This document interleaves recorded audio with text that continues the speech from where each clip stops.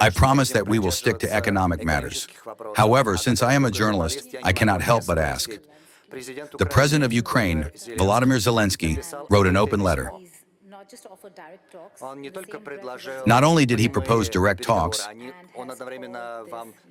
but he simultaneously threatened you directly, calling this your war. He said, our long-range UAVs paid a visit to Petersburg, to the St. Petersburg International Economic Forum, covering over 1,000 kilometers.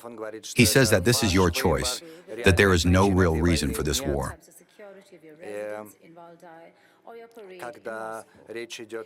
And when it comes to the security of your Valdy residence or the parade, he says that you value your life and that you will still have to fight for your existence, for your own existence, not the existence of Russia.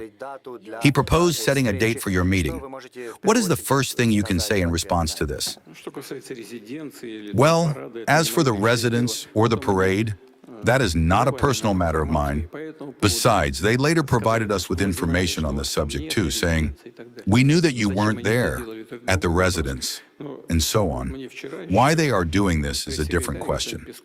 Yesterday, my press secretary, Mr. Peskov, already showed me this letter, but we had a working meeting, a working dinner with the president of Uzbekistan, and frankly speaking, I didn't have time to look at it. This morning, Peskov slipped this piece of paper to me again.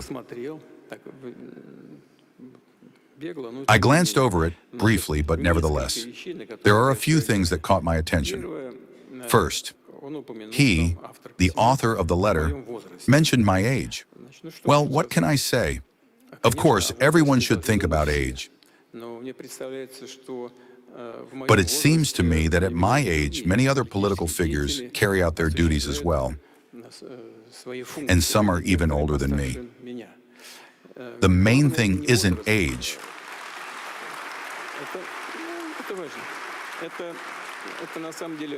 Well, it really is important, of course, but the main thing isn't age. The main thing is competence and the capacity to work. And some of my colleagues who, I repeat, are older, demonstrate plenty of energy. Whether they are doing a good job or a bad job is a different story. That's a political assessment. But overall, they are working actively. Now, he brought up the length of time spent in power in elected offices. This is an important question, of course, but you have to run in elections. You shouldn't be afraid to run in elections, and you must always act within the framework of the basic law constitution. Because if you hold on to power outside the framework of the Constitution, that is called the usurpation of power. It is a criminal offense. Therefore, there is no need to be afraid. You need to go to the polls, and I would advise everyone to do so, especially since there was talk in Ukraine that elections were coming up soon, and then somehow they fell silent. It's unclear why. The author also points out that there is no need to follow the agreements reached in Anchorage. And furthermore, that we need to look for real guarantors for potential agreements between Russia and Ukraine, and that we need to look for them in Europe. Well, reliable guarantors probably never hurt, and they won't hurt. But why they deny the U.S. administration and President Trump that status is not quite clear to me. They want to receive weapons from the United States, but for some reason, they don't want to see the U.S. administration and President Trump as guarantors. This raises questions. But we all saw how Donald, right before the eyes of the whole world, was lecturing the author of this letter, pointing out the dress code, you know? Constantly playing Rambo. First blood, of course, might be appropriate in some places, but not everywhere. That is the first thing. And as for manners, overall, I want to thank Donald for this work. It is certainly useful, but there is still room for improvement. It needs to be kept up.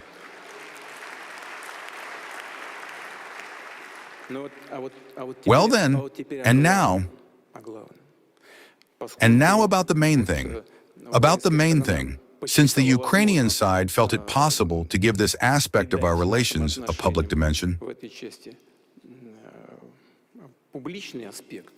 to move to a public discussion, a public debate,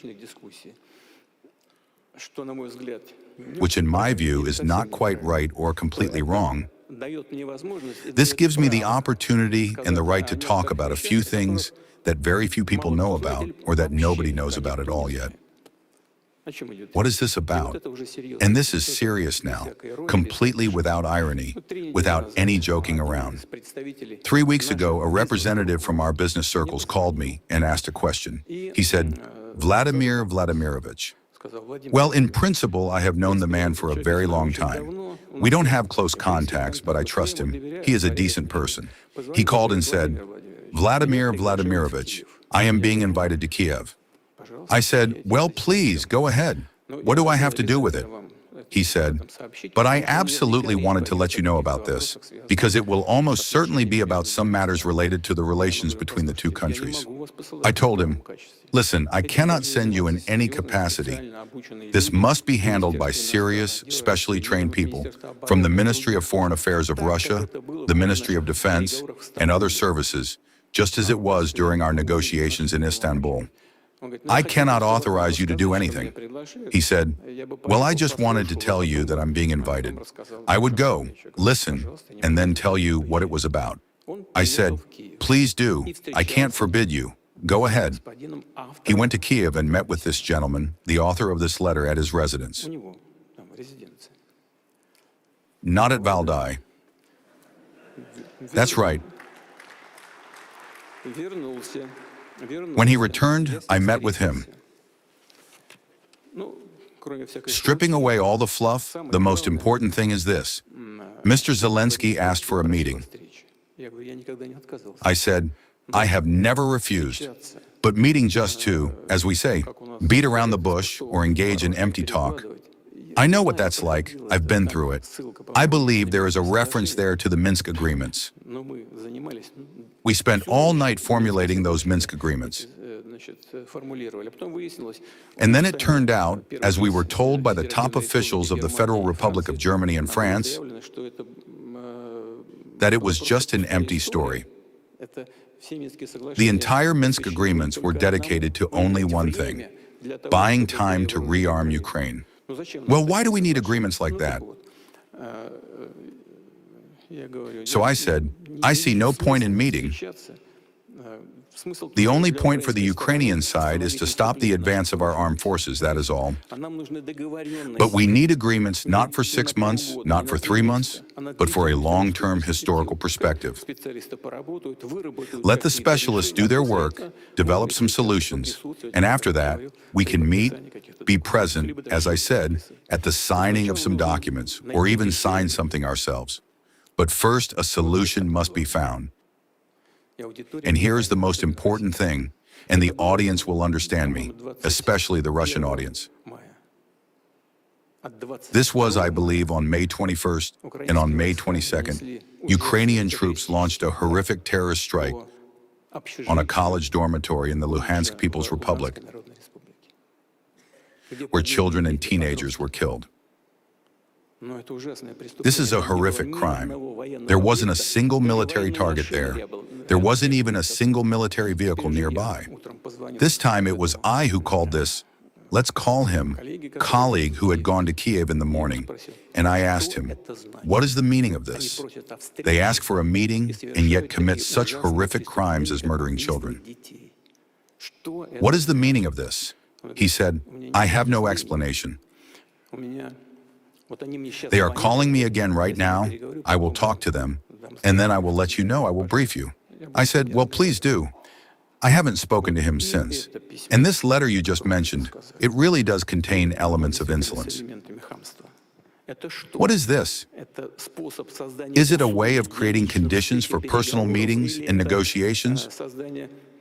Or is it creating an environment in which it is actually impossible to hold any personal meetings at all? I think it is the latter. And therefore, we shouldn't turn to the authors of this letter, not to these fans of the epistolary genre, but to our fighters on the line of combat contact.